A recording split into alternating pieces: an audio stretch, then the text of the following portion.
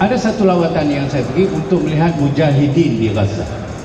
Dia orang bawa ke tengah alam itu untuk tengok macam mana mereka.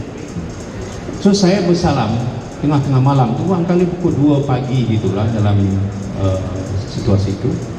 Sampai seorang lelaki ini dia tak salam dengan saya, dia tak sambut. So saya tanya, ni pasal apa?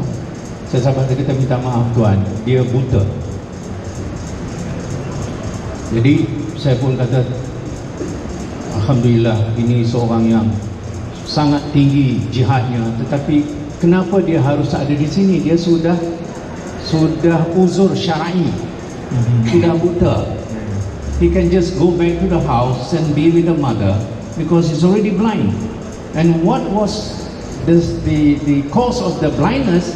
There was a bullet that penetrated the Israeli bullet penetrated his right eye and pierced to the left eye. So his eye was gone. And as saya tanya, kalau begitu baliklah. Ini sudah tidak ada memenuhi syarat lah, kamu harus balik. Apa dia jawab kepada saya? Betul, bersama. Dia kata, tuan, mata saya sudah masuk surga, saya belum. Allahu Akbar. That was what he said. My eyes has gone to surga, I've not gone yet. That's why I'll fight. Saya pergi Masjid Al-Aqsa, jumpa seorang budak yang umurnya 22 tahun. Bila dia masuk dalam Masjid Al-Aqsa, dia tidak mau keluar. Akhirnya dia ditangkap. Ditangkap, dia masuk ke penjara Israel. Siksaannya ialah dicabut kukunya. Tahun seterusnya bila saya datang, saya selalu cari budaknya. Mana budak? Dia orang kata dia sudah dalam penjara dan dia sedang disiksa. Seterusnya bila saya datang, saya nak masuk Masjid Al-Aqsa, budak ini berdiri di depan pintu. Namanya Jihad. Saya kata, Jihad, what's happened to you? So I was detained and I was tortured, but they gave me a time limit or a time that I can go into Al-Aqsa once the time is over. That is midnight, 12 midnight at that time, and he was standing right in front of the gate. I'm waiting for that time. A few minutes more, I will go in. I said, Jihad, I know your mother. I went to your house. I had dinner with her. She's already old. You go back. You have enough. Jihad, dia kata, tuan, dalam bahasa inilah saya berinteraksi. Dia kata, tuan, cita-cita saya ialah mati di dalam Masjid Al-Aqsa. I want to die there. Tahun selepasnya dia syahid. Dan anak muda jihad ini, saya terbayang mukanya dan saya mengatakan, inilah yang Syarif sebut tadi, barakah yang kita tidak rasai. Macam mana dia ungkap? Soalan yang Saudara Nizar tanya tadi ialah, apa yang kita nak ambil daripada mereka untuk memberikan semangat kepada kita? Saya bertanya, kenapa Datuk Gaza boleh bertahan 15 tahun? Bomnya Tuhan saja yang tahu. Dia bom hospital, dia bom rumah, ada yang bom sekolah, ada yang bom universiti, kemudian dia bom kubur pun dia bom. Saya kata, macam mana boleh bertahan ni? Gaza ni dikepung, darat tak boleh masuk, laut tak boleh masuk, udara tak boleh masuk. Jadi dia survive macam mana? 15 years. The most densely populated area in the world is Gaza. 2 juta terkepung dalam the biggest open prison in the world. Saya pergi Gaza pada bulan Ramadan dan saya solat, ziarah semua lain, saya lewat dan saya solat di atas jalan tu. Pasal dah penuh sangat solat tarawih. Tapi yang membaca ayat Quran tu sangat mengesan. Siapa-siapalah baca ni. Saya sampai menitik air mata. Saya sebelum tarawih tak pernah menangis, tuan-tuan. Takat maksimum ialah keluar air hidung. Air mata tak keluar. Kemudian saya terpaksa, ni siapa baca? And then diorang kata, Dave, anda guest, kami nak bawa ke depan. Saya kata, tak payahlah. Saya kata, biasa juga. No, dia kata. So dia heret saya sampai depan. Di depan itu, yang menjadi imamnya, Datuk, ialah Perdana Menteri. Ismail Haniyeh was the imam. And he read a beautiful qira'ah. and I asked to myself, this is how Gaza is able to resist. Every mosque in Gaza produces Hufaz, 15 years old, complete, Datuk Seri. Every mosque. Ada sampai 200 budak hafal Quran. Kemudian saya pergi kepada satu masjid, masa itu ada majlis ihtifal, iaitu untuk nak beri sijil budak-budak hafal Quran. Guru ni kata, Syekh, you test anak-anak kami, tuan baca ayat Quran, dia orang akan sambung. Saya pun hafal Quran, saya katakan saya nak sebut Qul huwallahu ahad, sambung. Lupa lekeh dah jangan. Apa ni? Pun betul-betul teringatlah satu ayat.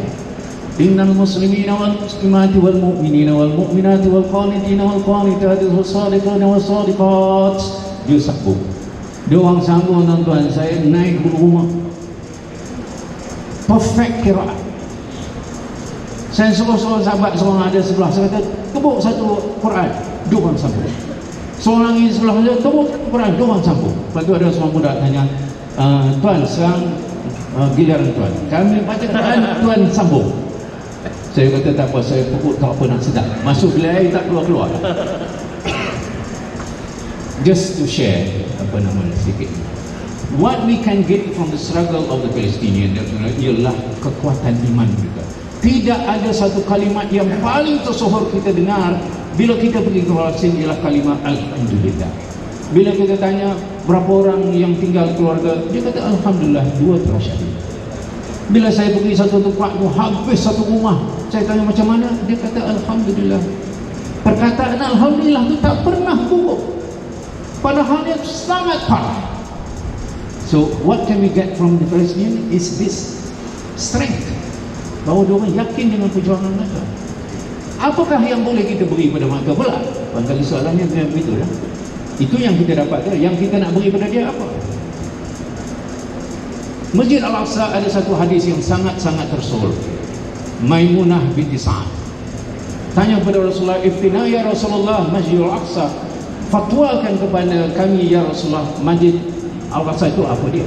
Rasulullah kata, ardul mahsya wa mansya, dia tempat kita berhimpun dan kita akan dibangkitkan. Maimunah kata, apa fadilatnya? Kalau kamu semayang 2 rakaat di situ, sama seperti kamu semayang 500 waktu di tempat lain. Itu fadilatnya.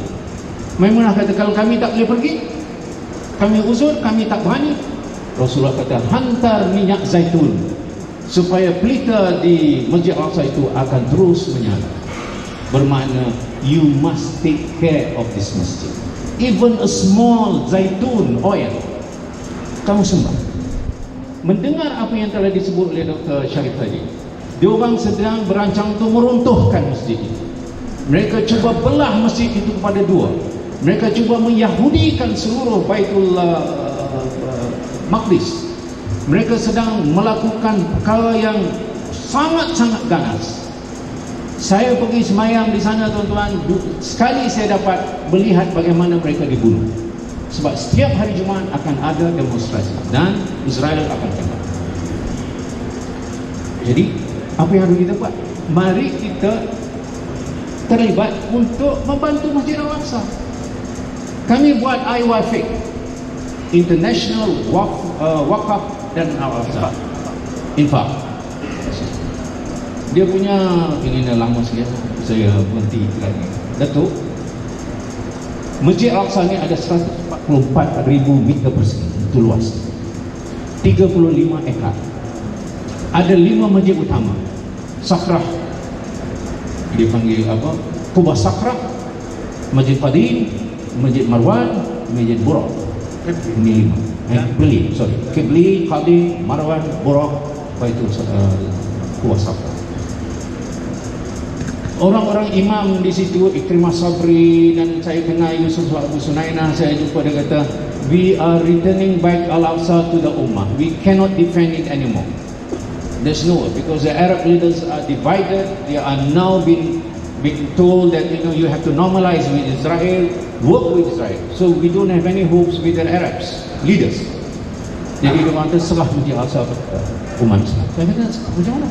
Dia kata, mari kita lancarkan wakaf ini. Setiap 1 meter persegi kita letak harga supaya duit itu akan membantu Masjid Al-Aqsa. Jadi kita buat 1 meter persegi harganya RM1,500, lebih kurang RM6,600 kita. Kita hantar duit itu sudah hampir 1.3 juta yang makin sudah hantar selama ini. Hari ini insyaAllah kita akan bagi kepada Syarif apa yang dapat kita kutip, supaya setiap orang hari ini membuat ikrar, saya akan usaha untuk saya dapat 1 lot Masjid Al-Aqsa, 1 meter persegi. Kalau tak boleh 1 kaki persegi. Pokoknya saya nak hantar minyak zaitun ke Masjid Al-Aqsa. Dan semua yang hadir ini harus ada niat itu. Kalau tidak malam ini, besok. Kalau tidak besok, lusa. Kalau tidak ni bulan depan atau tahun depan. Tapi mesti ada hasrat. Jadi ini yang harus kita buat. Selain daripada itu ialah kita akan kempen seperti ini. Kita akan pergi ke masjid, ke surau, kita akan pergi ke kampung, mana-mana kita akan beritahu bahawa Masjid Al-Aqsa adalah tanggungjawab kita semua. Saya jemput J. Setio. Dia ni seorang Kristian.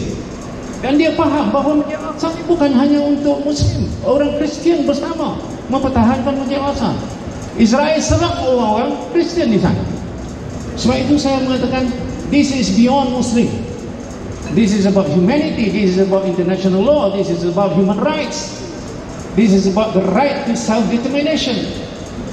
Tapi bukan senang tuan-tuan. Orang mengatakan Allah, Masjid Al-Aqsa ada, biarlah dia sendiri, kita jaga masjid kita sudahlah. Tuan-tuan, Syarif kata tadi, the last point is, can you answer to Allah whether you have done anything to Masjid Al-Aqsa? That is a very difficult question to answer if we do not do anything.